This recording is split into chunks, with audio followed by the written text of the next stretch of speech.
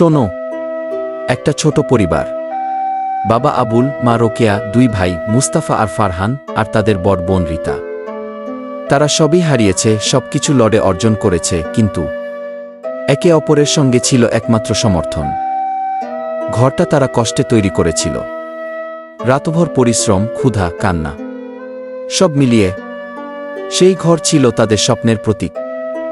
কিন্তু জীবন যেমন এগো, রিতা বড় হয়ে বিয়ে করল আর চলে গেল অন্য জীবনে।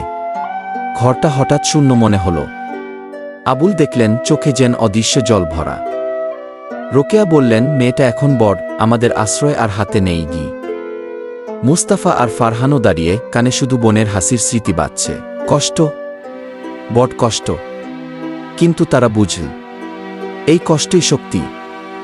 কারণ ভালোবাসা কখনো চলে যায় না, যা হারিয়ে গেছে তা শুধু স্মৃতি।